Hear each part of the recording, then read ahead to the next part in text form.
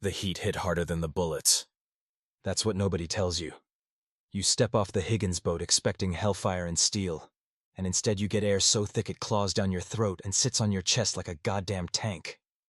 The sun was barely up and the sand was already cooking the soles off our boots. Peleliu? They said it'd be 3 days. Just 3 days. Clear the island, secure the airfield, move on. They didn't mention the coral. Didn't mention the caves. Didn't mention that every inch of the beach was booby-trapped, zeroed in, or mined to hell. I hit the surf running. Rifle up, head low, pack dragging like a second spine. The moment my boots touched dry sand, a shell hit 20 feet ahead. The world flipped. I landed face first into hot grit and blood that wasn't mine. Something screamed beside me, high-pitched, animal. It took me a second to realize it was one of ours. The kid we called Red was missing half his thigh, trying to crawl without a leg, still holding onto his helmet like it would save him.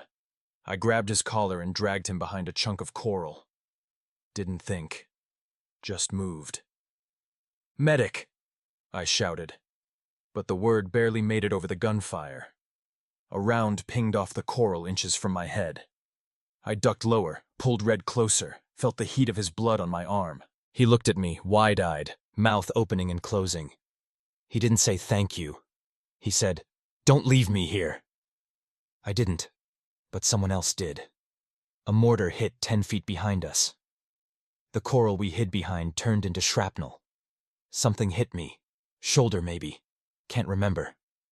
All I know is I woke up seconds later, ears ringing, mouth full of sand and iron.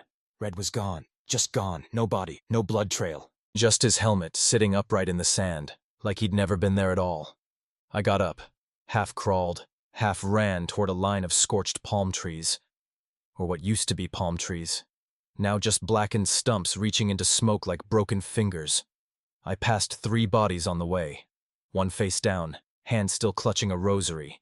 One curled up like he'd been sleeping. One without a face. The machine gun nests had us zeroed in from the ridgeline.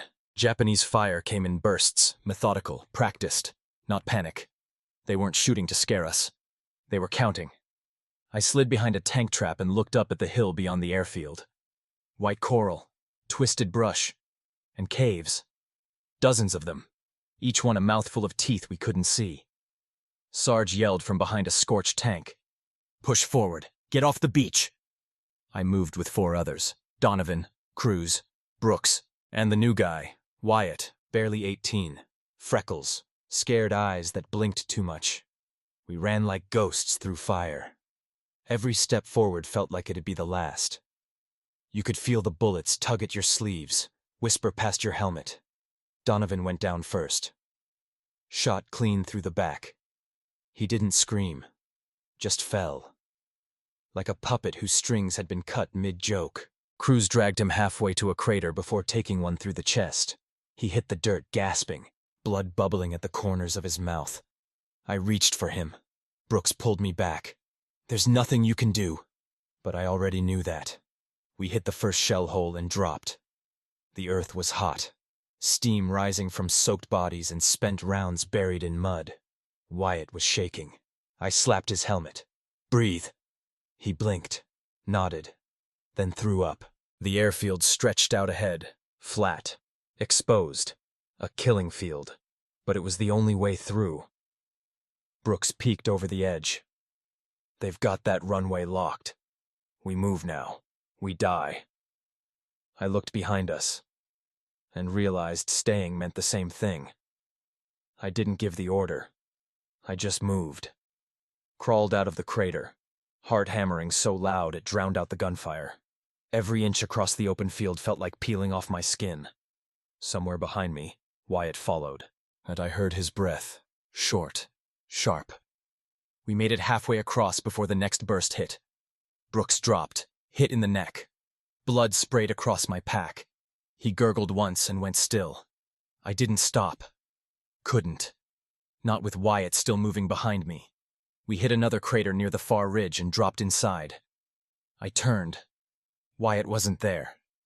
Just smoke, and a helmet tumbling in slow motion. I didn't look for him. I couldn't. I turned back to the ridge. The caves were closer now. Close enough to see the flashes in the darkness. Close enough to hear the enemy shouting in a language I didn't understand. But I knew what they were saying. They were telling us to come closer, so they could bury us with the rest. The crater smelled like sulfur and piss. The kind of stench that clings to your nostrils long after you leave it. If you ever leave it.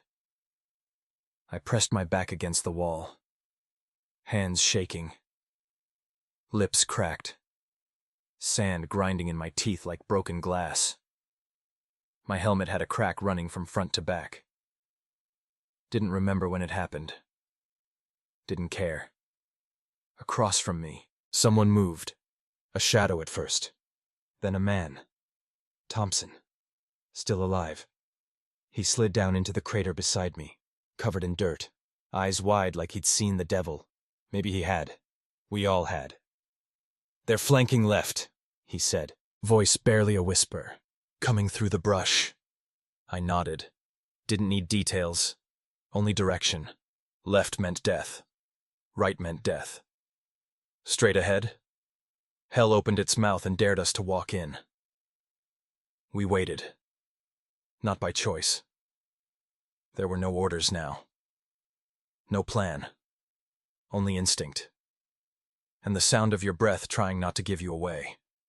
I peeked over the crater's edge, caught sight of movement between shattered trees, figures crawling low, rifles aimed like they knew exactly where. I ducked, whispered, "They see us." Thompson clutched his carbine tighter. "Guess we better say something to the folks back home," he muttered. I didn't smile. Neither did he. Another burst of gunfire erupted from the ridge. Dirt exploded behind us. Something stung my leg. Not deep. Just enough to remind me I was still here. Thompson fired back. 3 quick shots. Then ducked. I popped up next. Squeezed 2 rounds at the muzzle flashes. Didn't know if I hit anything. Didn't matter. We weren't aiming for kills anymore. We were buying seconds. That's how Peleliu worked. Second by second. Inch by inch. Every breath a bargain with the island. We got word over the radio. Barely audible through static and screams. "Push forward. Flank left. Rendezvous at Sector E." Thompson looked at me. "Sector E's a graveyard." I nodded. Then stood. Because not moving was a grave too. We moved low. Fast. Keeping cover between coral shards and burned-out bunkers that smelled like roasted metal and skin. Saw 2 bodies tangled in barbed wire. Couldn't tell which side they were on. Didn't stop to check. A sniper round cracked overhead. We dove behind a supply crate. I landed hard, elbow smashing into broken coral.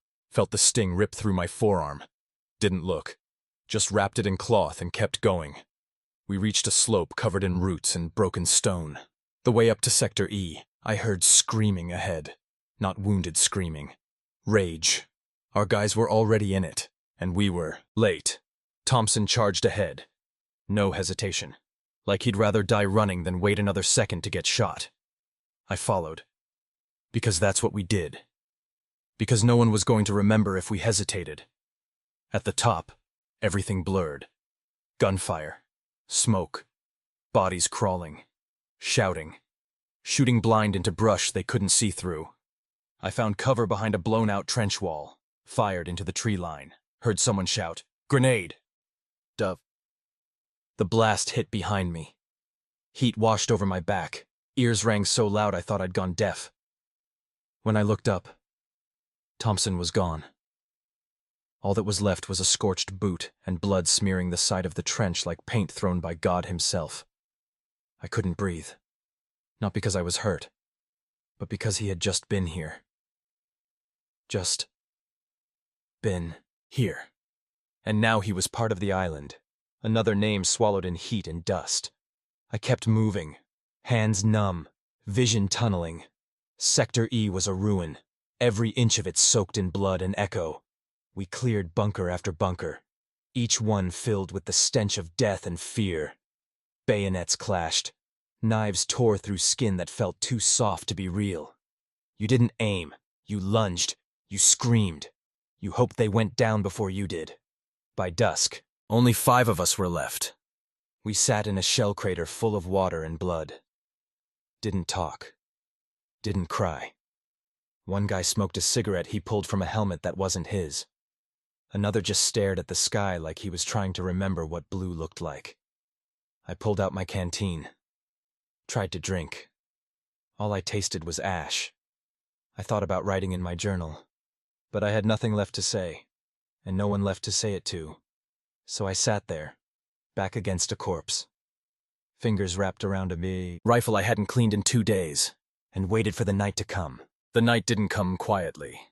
It came clawing out of the jungle with teeth and knives, and the sound of breathing that wasn't ours.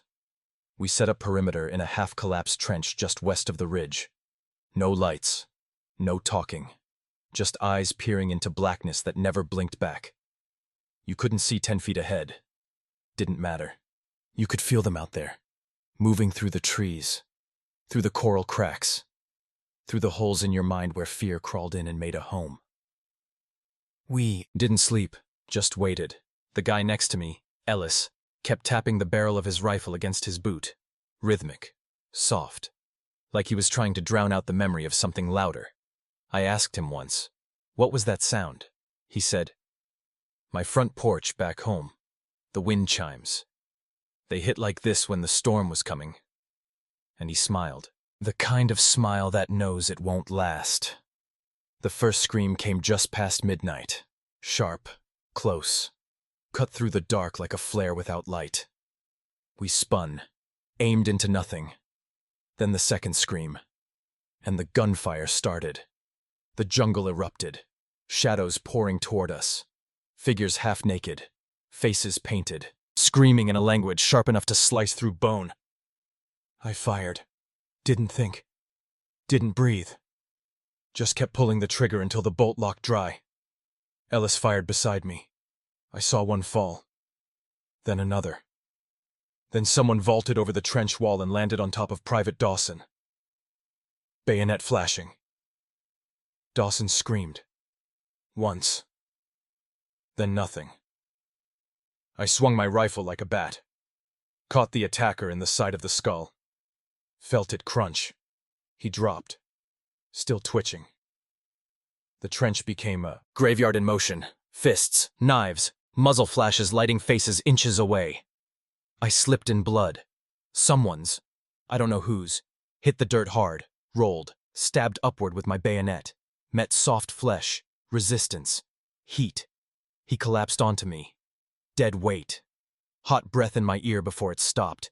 I pushed him off. Stood. The trench was burning. Flames had caught something. Maybe a crate, maybe a man. Either way, the light gave us targets. I saw Ellis go down. Shot in the gut. He dropped to his knees, looked up at me with eyes full of apology. Then fell forward. The wind chime tapping stopped. By the time the sun began to bleed into the sky, they were gone. Retreated back into the jungle. They left bodies behind. Ours. Theirs.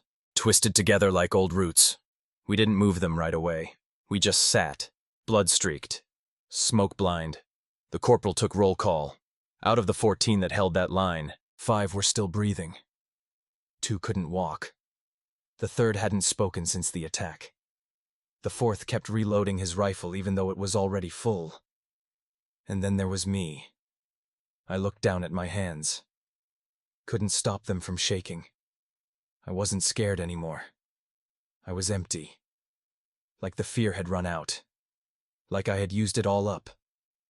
A bird landed on the trench wall, small, brown, shaking its feathers in the rising heat. It looked at me, then flew away. Like it didn't want to be here either. We got word over the radio. Push forward. Retake the ridge. Clear the caves. The corporal nodded. Didn't even look at us. Just said, "Gear up." So we did. Because that's what you do when the world forgets to end. You reload your weapon. You bury your brothers in shallow silence. And you walk forward into fire. Again. And again. Until there's nothing left of you to burn. We climbed the ridge in silence. Not because we wanted to, but because words didn't belong up here anymore. Only breath, only sweat. Only the sound of boots sinking into ash and coral, and what used to be men. The sun wasn't even high yet. And already the heat wrapped around our lungs like barbed wire. Every inhale was a punishment. Every step a dare. The corporal led the way, face blank, rifle low, like a man walking into a house he used to live in, knowing he wouldn't recognize it anymore. We reached the first cave before noon, black opening carved into the ridge like a mouth too tired to scream. Inside, nothing moved. No voices, no shadows. Just that feeling. The one that sits on your back and whispers. They're in there. We held outside, waiting for the flamethrower. He came up slow. Young kid, maybe 20. Face already cracked from the heat. Eyes wide, unfocused. Like he'd been asked to carry hell in his hands and no one told him how heavy it would be. He didn't speak, just nodded once, then stepped forward, ignited the nozzle, and breathed fire into the dark. The cave lit up, orange and red dancing over rock and shadow. Screams echoed from somewhere deep inside. High. Broken. Then gunfire. Wild. Short bursts from within. Then silence. Smoke poured out slow. Thick. Heavy. The kid stepped back, shoulders shaking. Not from recoil. From whatever came out with the fire. We waited. 5 seconds. 10. Then moved in. The inside was scorched. Black walls dripping heat. Bodies curled up against the stone. Skin fused to rifles. Mouths open as if they'd died in mid-breath. One had a photograph melted to his chest. I couldn't tell if it was a woman or a child. Didn't want to know. I stepped over them. Rifle raised, checking corners. Looking for the one that always stayed behind. The one waiting with a grenade under his chest. The one who wanted company in death. But it was clear. Just the smell of burnt bone and cooked silence. We moved on. Second cave. Same routine. This time, they fought back. Shots ripped through the mouth before the fire hit. We lost Jacobs. Shot through the throat. He didn't fall right away. Just stood there. Blinking. Blood pulsing through his fingers like his body didn't believe he was dead yet. He dropped to his knees. Then folded over slow. Like a man kneeling to pray for the last time. We returned fire. Grenades in. Fire in after. And the screaming started again. I wanted to close my ears. But I didn't. I listened. Because some part of me believed that if I could hear it, then maybe it meant I was still human. Even if just barely. By late afternoon, we had cleared 5 caves. Each one a little deeper, a little darker, a little harder to walk away from. The corporal called in a short break. We sat beneath a dead tree. No shade, no breeze, just sun cooking the helmets off our heads. Someone passed around a canteen. I took a sip. Warm. Tasted like rust and smoke. Across from me, Davis was scribbling in a little notebook, the kind they gave us at the beginning, back when we thought we might write home. I asked, "What are you writing?" He didn't look up. "Names? Whose?" He paused, then said, "Mine, over and over, just in case I forget it." No one laughed, because we all knew he wasn't joking. The corporal stood. Time to move again. No one argued. We stood. Loaded mags. Checked blades. And walked toward the next cave. Because that's what we did here. We went into the dark. Not to win. Not to survive. But because stopping meant thinking. And thinking meant remembering. And remembering meant you'd never get out. We hit the cave just before nightfall. The sun dipped, low behind the ridge, casting long shadows that stretched across the rocks like fingers trying to drag us in. The light turned everything red. The sand. The coral. The blood crusted on my sleeves. We crouched at the entrance. 4 of us left. Me. Davis. Hughes. And the flamethrower kid, Murphy. We finally learned his name. No one said a word. No briefing. No countdown. Just a look from the corporal. And then we moved. The cave breathed heat. Worse than outside. Heavy. Thick. Like stepping into the lungs of something alive. We advanced slow, rifles up, eyes twitching toward every crevice in the stone. Our boots crunched over bones and shell casings. Steam rose from pools of water that smelled like oil and rot. We passed a wooden cart filled with old ammo, crates marked in kanji, some still sealed. Murphy lit the torch once we cleared the bend. The flame hissed, licked the walls like it was hungry. And then they came. From the ceiling. From side holes we hadn't seen. From behind us, screaming. Not orders, just rage. Hughes went down first, bayonet to the side. He fired as he fell, shot lit the darkness, blood sprayed across the stone like paint. I turned, shot twice, missed. Davis fired past my shoulder. One of them dropped. Another lunged for Murphy. He screamed, fell. Flamethrower clattered to the ground. The nozzle burst open, leaking fuel across the floor. I didn't think, just raised my rifle and pulled the trigger. Nothing. Dry click. Bayonet. Steel on flesh. The man grunted, kept coming. I shoved forward, drove the blade into his gut. He screamed, clawed at my face, then sagged, hot and heavy. Collapsing in my arms, I rolled him off, spat blood, mine or his. Didn't matter. Smoke filled the tunnel. Fuel had caught. Fire spread across the cave floor in a crawling wave. Murphy lay 10 feet from it, conscious, screaming, his legs already caught in the flames. I dove toward him, grabbed his arm, tried to pull. His skin came off in my hands. He screamed louder, then choked, then stopped. I let go. Because he was gone. Because I couldn't carry another one out. Davis was dragging Hughes, still breathing but barely, out toward the mouth of the cave. I covered him, firing back into the black as shadows moved between bursts of firelight. Then we were outside. The air hit us like ice. But it wasn't cold. Just cleaner than what we'd left behind. We laid Hughes on the slope. He coughed. Blood bubbled at the corners of his mouth. Eyes glassy. He whispered, "It was supposed to be 3 days." I nodded. Because what else do you say to a dying man who just told the truth? He was gone before the stars came out. Davis closed his eyes. I took his tags, added them to the chain around my neck. It was heavy now, rattled when I moved. The corporal radioed command. Said we'd cleared another section. They asked if we needed reinforcements. He looked at us, me and Davis, then said, "Negative, sector's quiet." That was the new word for hell. Quiet. We dug in near the cave mouth, tried to rest, but no one slept. Not really. I stared up at the stars, and wondered if anyone back home could see them too, and if they looked the same. Because out here, even the stars felt wrong, like they were watching, waiting to see who'd be next to disappear into the ground, and whether they'd scream, or just sigh, and let go. The next morning, we moved without waiting for orders.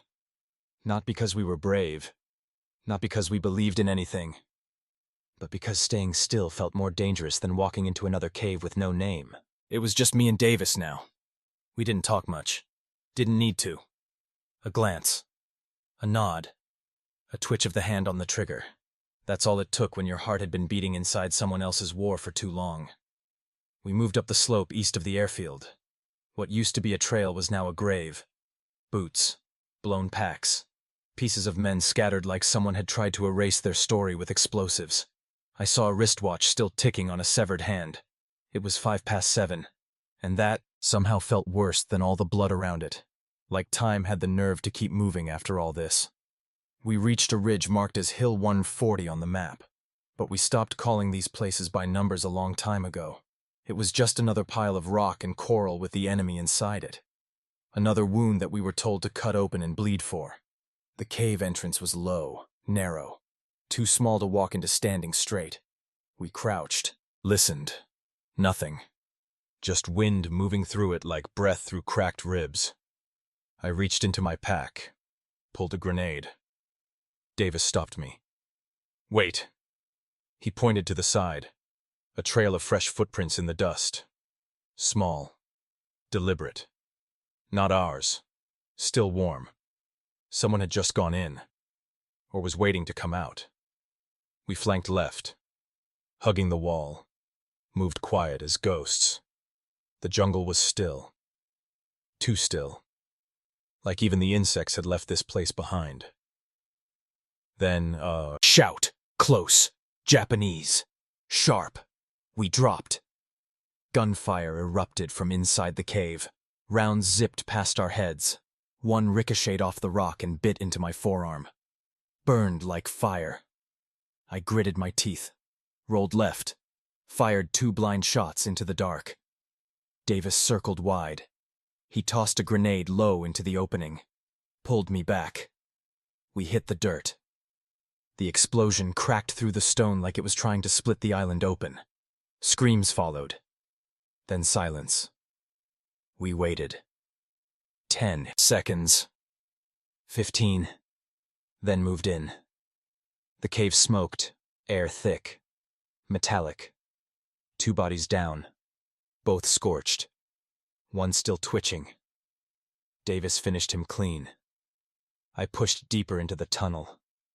It twisted left, narrowed, then opened into a chamber, lit by a single oil lamp.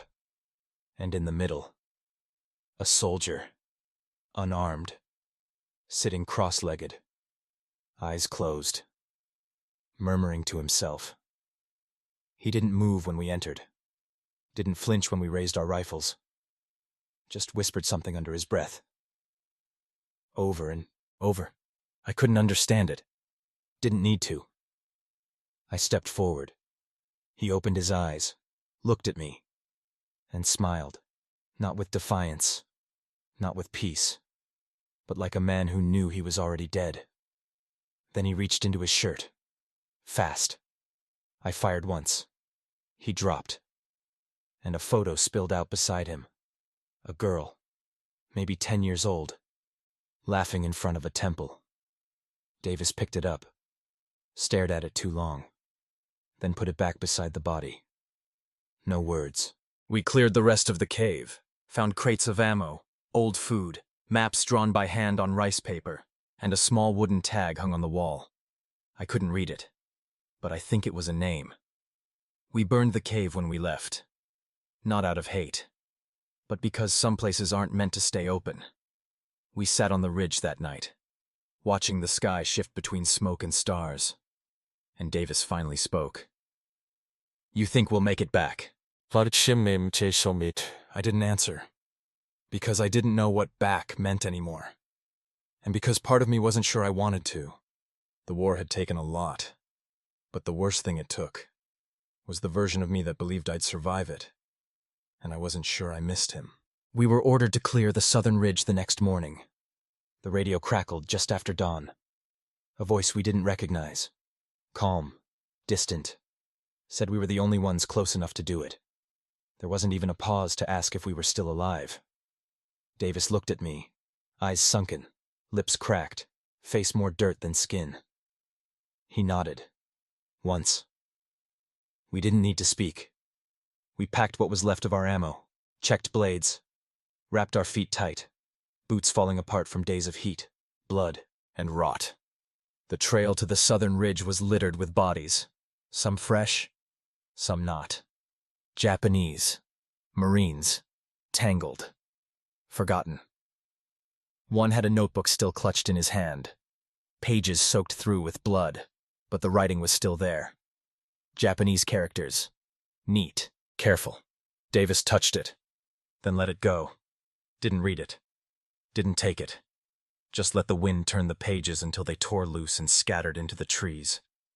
We climbed in silence. Rocks crumbled under our weight. Roots snapped beneath our boots. Above us, the sun cut through the leaves like a blade made of fire. Everything burned.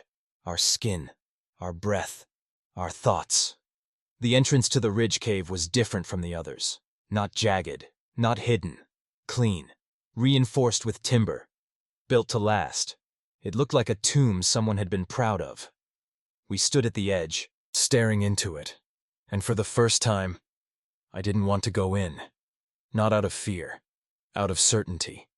That whatever was waiting in there would be the last thing I saw. Davis shouldered his rifle, said, "Let's not keep them waiting," and walked in. I followed. The tunnel was wider than most. Cooler. Almost peaceful. We moved slow. Each step measured. Each breath counted. The air carried something strange. Not blood. Not smoke. Incense. Faint. Old. As if someone had tried to keep the dead calm. We found the first chamber 100 feet in. 6 bodies. All Japanese. Lined up. Hands folded across their chests. Faces untouched. Each with a photograph laid across their chest. Women. Children. Homes far from here.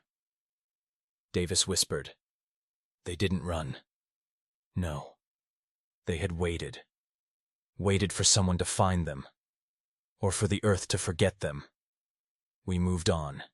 The tunnel narrowed. Then dropped. We climbed down a rope that looked older than both of us combined.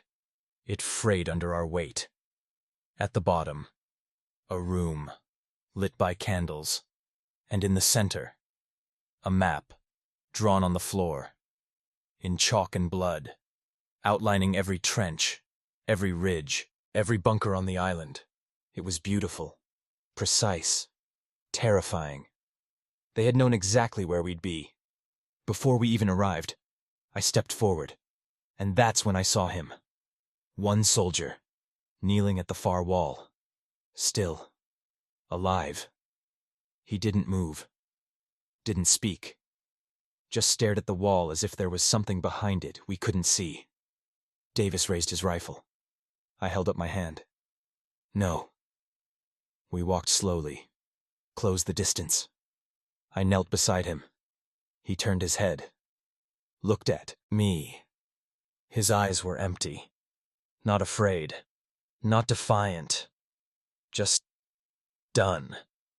He reached into his shirt, pulled out a piece of paper, held it to me, a drawing of the island, and on it, a circle drawn in red, right where we were standing.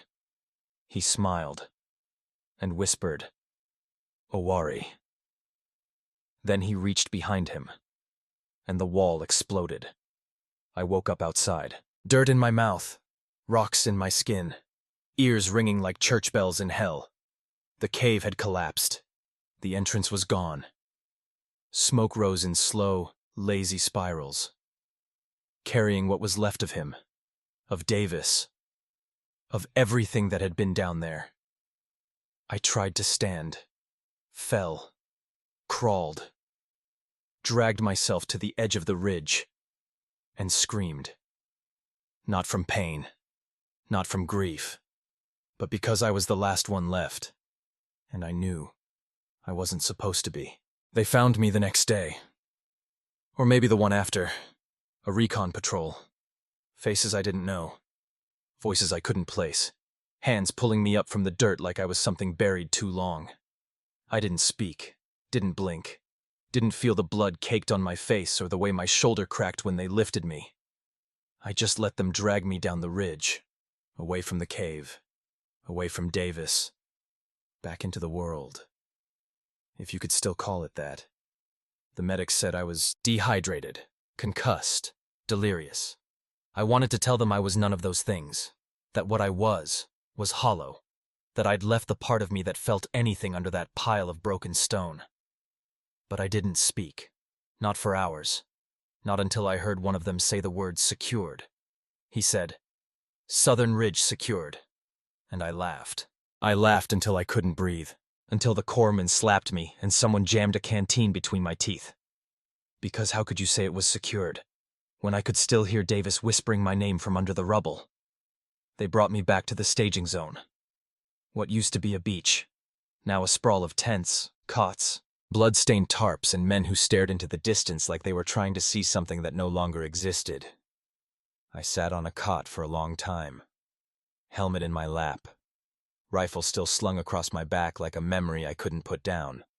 Someone asked for my name. I gave it, but it didn't sound right in my mouth anymore, like I was borrowing it from someone who didn't come back with me. A chaplain stopped by, asked if I wanted to talk.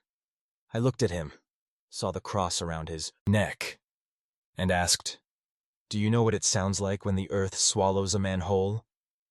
He didn't answer. He just sat beside me, and I think he stayed there a long time. That night, the sky over Peleliu was clear, for the first time in weeks. No smoke, no fire, just stars. But I didn't look at them. I stared at the dirt beneath my boots, and thought about how many names were buried in it now. How many voices were still echoing in the caves I'd left behind. I slept for the first time in days. Dreamed of footsteps. Not mine, not Davis's, but all of them. The men who'd walked into the dark and never came out. I watched them move through the tunnels in silence, touching the walls, leaving fingerprints in the ash, marking time with every breath they no longer took. When I woke, I wrote their names on the inside of my helmet. All of them I could remember. Not because I was told to, not for medals or memory, but because if I didn't, no one would. Peleliu didn't care who we were. It didn't care what we believed or what we carried or how many caves we cleared. It only remembered the weight of our bodies when we fell, and the silence we left behind when we stopped moving. We were ghosts before we died, and some of us never finished dying. They pulled me off the cot the next day, said we were moving inland again, said the island wasn't done, said command wanted a final sweep through the limestone ridges where the last resistance was supposed to be hiding. I didn't ask who gave the order, because by then, orders didn't come from men anymore. They came from the island, from the hum in the dirt, from the ghosts that had stopped screaming and started whispering, from that quiet part inside your chest that told you to keep walking even when everything else said stop. They paired me with 2 replacements, fresh faces, clean uniforms, boots without blood crusted into the stitching. The first one, Hale, was from Ohio. Told me his sister sent him cookies every Sunday. The second, Mendoza, said nothing, just nodded when spoken to, eyes twitching like he was counting the trees. They looked at me like I knew something. I didn't. I'd just survived long enough to look like I did. We moved west along a dried creek bed. The air was thick with humidity. My rifle was heavier than I remembered, not from weight, but from the memory of every time I'd pulled the trigger and someone didn't get up again. The trail narrowed around a bend. We found a corpse slumped against the rock, Japanese, old uniform, rusted bayonet still gripped in a bony hand, face eaten half away by time and flies. Hale flinched. Mendoza didn't look. I walked past it like it was a mile marker, another reminder that every path here was paved with someone's ending. Up ahead, we spotted a cave mouth tucked beneath an overhang. Small, low, unassuming, like every other opening we'd bled to clear. Hale hesitated. I turned to him. "You stay outside, you'll die alone. You go in, you might die together. Pick one." He nodded, swallowed hard, and followed me in. Inside was black, the kind of black that didn't blink, the kind that held onto your breath and made your heartbeat sound like footsteps not your own. I led with the flashlight, beam cutting through dust and silence. We moved slow, boots grinding on coral, rifles raised. The tunnel curved left, then dipped. We passed an old supply cache, stacked rations, empty crates, torn uniforms pinned to the wall like forgotten flags. Mendoza whispered something. I didn't catch it, but when I turned, he wasn't looking at me. He was staring at the floor, at the trail of footprints in the dust, still fresh, still warm. We raised our rifles at once. Then the shot rang out. Hale dropped, hit in the throat, blood spraying the wall like red mist. I fired blind into the dark. Twice. 3 times. Heard a body fall. Mendoza rushed forward. Checked the shadows. One downed figure. Chest riddled. Mouth open. Eyes wide like he'd died seeing something worse than death. I dropped beside Hale. Pressed both hands to his neck. Felt the blood pulse between my fingers like it wanted to leave faster than I could stop it. His mouth moved. No sound. Then he was gone. Just like that. I sat there. Not blinking. Not praying. Just listening to the silence press back in around us. Mendoza sat across from me, looking at the body we'd dropped, then at the wall. It was covered in carvings, kanji etched deep into stone with bayonets or fingernails or madness. I didn't ask what they meant, didn't want to know. We set charges and backed out. Blew the cave and watched the rock fold in on itself like the earth was finally ready to bury what it couldn't swallow. On the way back, Mendoza asked me something. What happens when we run out of caves? I said. Then we dig our own. He didn't laugh. Neither did I. Because on Peleliu, the only direction left was down. We got word that the island was secured the next day. That word again. Secured. Like you could tame a place that had swallowed hundreds of us whole. Like you could slap a flag in the ground and pretend the screams had stopped. They held a briefing at the makeshift command tent. Some officer with a clean uniform and a voice too smooth for war read from a clipboard. Talked about mop-up operations, reassignment schedules, final casualty numbers. As if anyone listening hadn't watched those numbers bleed out in front of them. As if names could be replaced with digits and the stench of death could be scrubbed away with a fresh deployment. I sat in the back, didn't speak, didn't blink. Mendoza beside me, hunched forward, hands clasped, staring at the dirt like it might speak to him. They said we'd be rotated out in 48 hours. 48 hours. Like the island cared what time it was. We got sent back to the ridge anyway. To confirm the perimeter. Another walk through broken trees and broken men. No firefight this time, no ambush, just silence.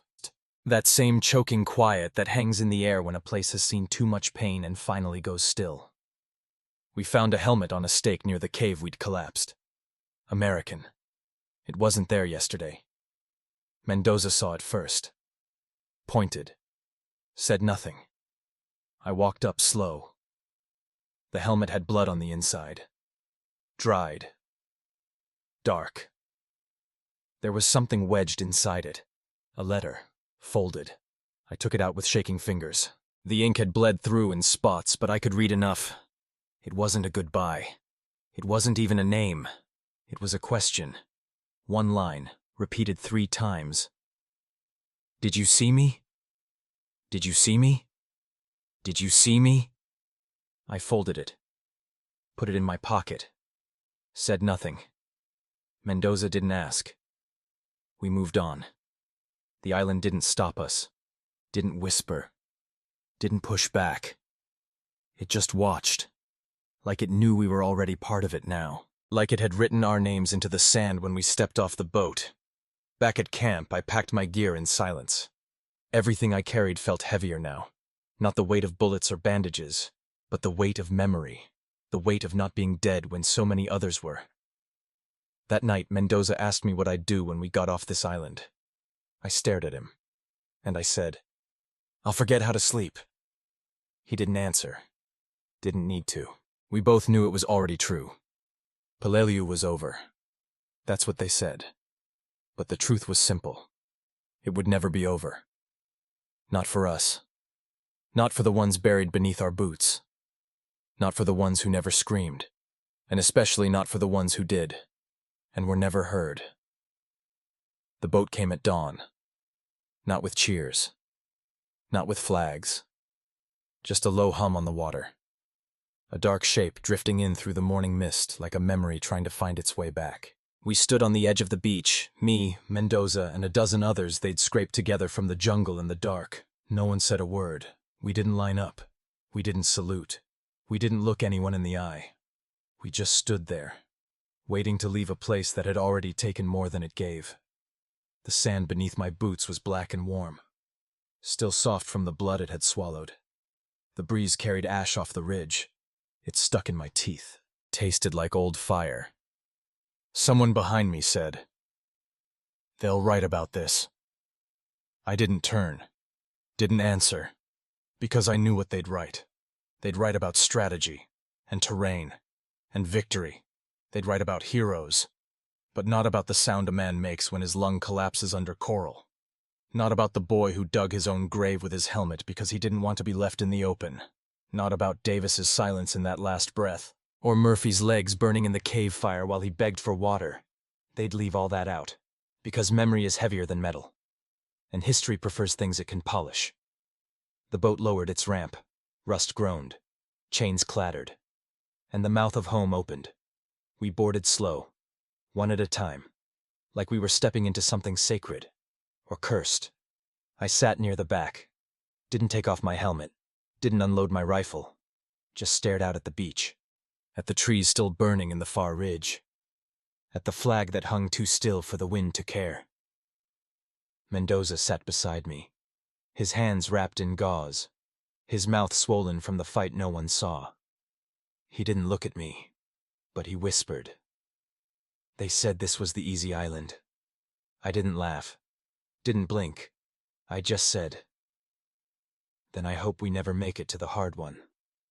The boat turned slowly, engines rumbled, and the island began to shrink behind us. But it didn't feel smaller. It felt closer, like it was leaning over our shoulders, breathing in our ears, etching itself behind our eyes so we couldn't look anywhere else without seeing it. I gripped my rifle tighter, not because I expected a fight, but because I didn't know how to put it down. Because after Peleliu, you didn't just come home. You carried it with you, in your lungs, in your teeth, in your dreams. And some nights, you'd swear you could still feel the island under your feet. Still warm, still moving, still waiting.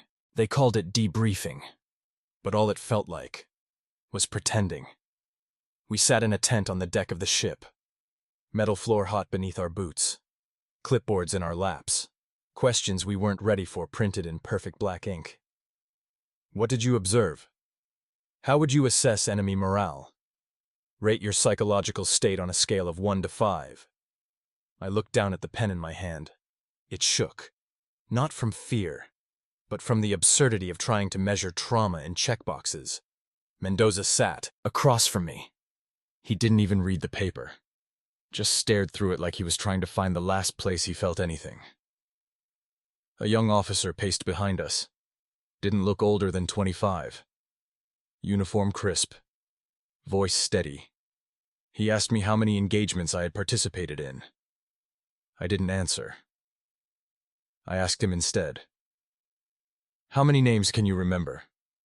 He blinked, shifted, moved on. I finished the form by marking the same number for every question. 3. Not because it meant anything, but because balance felt better than honesty. Afterwards, they gave us rations and told us to rest. I sat at the edge of the deck, looking out over the ocean. It was too blue, too calm. It felt wrong, like peace was pretending to be real. I lit a cigarette, let it burn down to the filter without taking more than 2 drags. The smoke didn't taste like anything, just memory. Mendoza joined me. He didn't speak for a long time, then said, "I saw a kid bury a grenade inside a loaf of rice." I waited. He continued. He smiled when it went off, not like a monster, like he was proud. I nodded. Because some stories didn't need responses, only company. We watched the sun dip into the ocean like it was trying to hide from what it had witnessed. And I wondered, when we got home, what would we say when someone asked us what it was like? Would we talk about the heat, the caves, the screams? Or would we just smile, say it was tough, and walk away? Because the truth wasn't meant for people who hadn't bled it. The truth was a language only ghosts could speak, and we were almost fluent. That night, I dreamed of the ridge again. Only this time, I wasn't holding a rifle. I was holding a shovel, digging through sand that never ended. Each scoop pulled up another helmet, another tag, another face I couldn't forget. And I kept digging, because I was terrified that if I stopped, they'd start to disappear. And if they disappeared, then all of it meant nothing. So I dug. Until the island filled my mouth. Until the stars dimmed above me. Until I couldn't tell whether I was burying them, or burying myself. They said, "We'd dock in 3 days. 3 days till home, or what was left of it.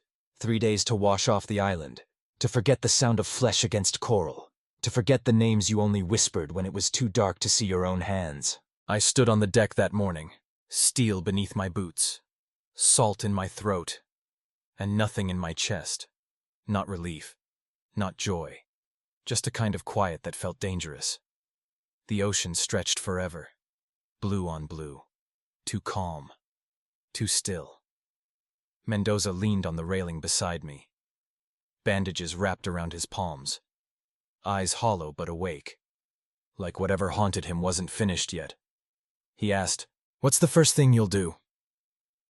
I didn't answer right away, because I didn't know what home looked like anymore. I said, "I'll take my boots off." He nodded. "Yeah," he said. "Let the ground feel different again." But deep down, we both knew it never would.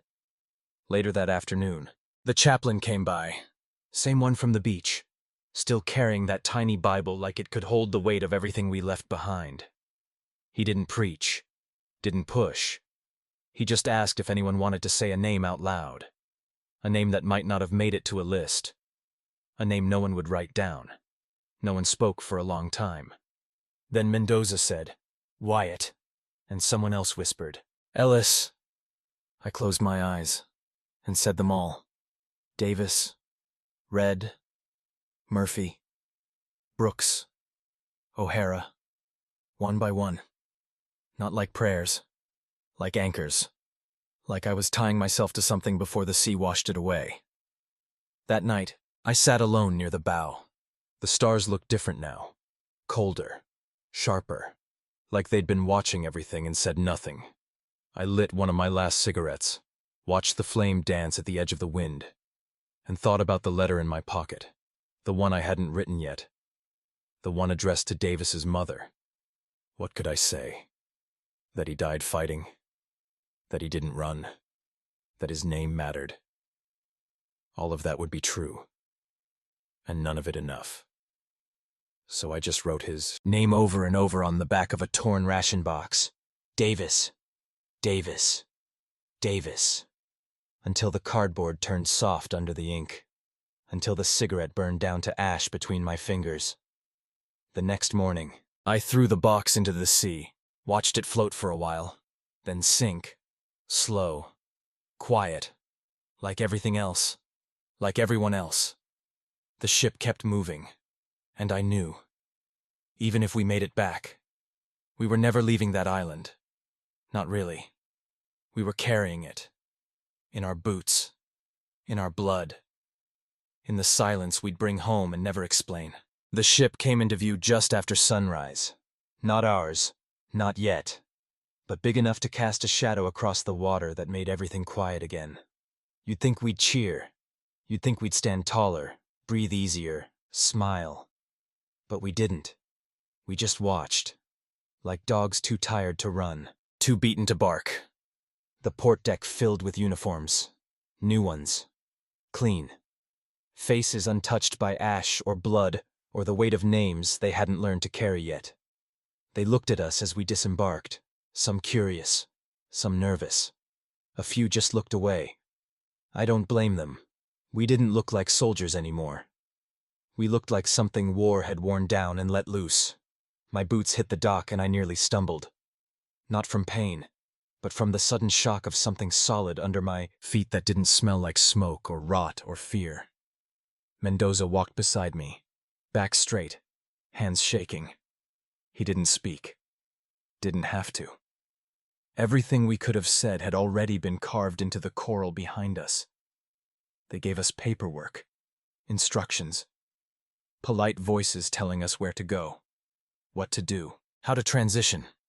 Transition. As if you could shift from killing to living like flipping a switch. I sat in a chair too soft, held a cup of coffee too hot, listened to a nurse ask if I had nightmares. I said yes. She asked if I remembered them. I said yes. But I didn't tell her what they were.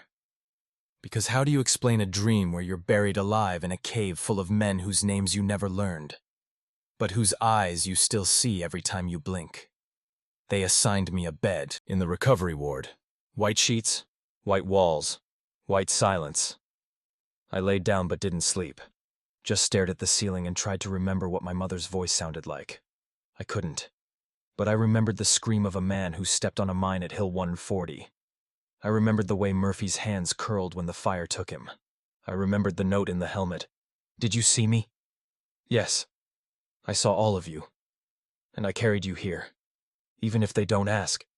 Even if they don't believe. You are still with me. In every breath I take that you no longer can. In every morning I wake into a world that you gave me. I stood at the mirror before lights out, stared at my own face, and didn't recognize it. Not because of the scars, but because I had forgotten how to look like someone who wasn't still in that cave, still holding a rifle, still whispering names, still waiting for the wall to collapse. They told us we'd get better. That time heals all wounds. But they never said anything about the ones you bury so deep they start to breathe without you. I turned out the light, laid back down, and listened for the jungle. Listened for the wind. Listened for anything. But all I heard was silence. And sometimes, that's worse. We shipped out 2 weeks later. They dressed it up nice on paper. Said we were rotated back. Said we'd been relieved. Said our duty was done. But nothing felt done. Not the war. Not the silence. Not the weight we carried in our boots, in our backs, in the spaces behind our eyes where the fire still burned. The bus to the train station was quiet. No one spoke. No one looked out the window. Just row after row of faces trained to endure, not feel. Mendoza sat beside me. He held the dog tags of 3 men in his hand. His thumb kept running over the names, over and over. He didn't say a word until we stopped. Then he looked at me and asked, "What if they ask us what we saw?" I didn't answer, because I didn't know how to tell someone about the sound coral makes when it cuts through a lung, about the way blood smells when it cooks on black sand, about the child's photograph that melted into a corpse's chest and still smiled at me when I slept. I got off the bus, stepped onto a platform that felt like another planet. Civilians, clean clothes, warm coffee, laughter. It didn't match the echo I brought with me. A woman walked past me with a little boy holding her hand. He couldn't have been older than 6. He looked up at me and smiled. And I looked away, because I didn't trust myself to smile back without breaking. At the depot they handed us papers, said we could go home. I stared at the word home like it was a lie someone forgot to erase. My parents didn't know I was coming.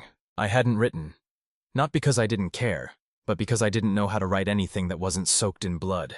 So I walked, past the families, past the flags, past the questions waiting to be asked. And I boarded a train headed west. Didn't care where it stopped, just knew I couldn't stay still. Not yet. Not until the war inside me got quiet. And even then, I knew it probably never would.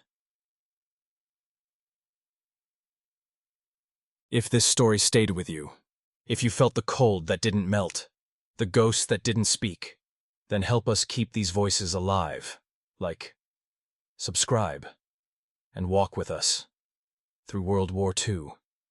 Not from maps or medals, but from foxholes, frostbite, and the eyes of the ones who came back breathing, but never came back whole.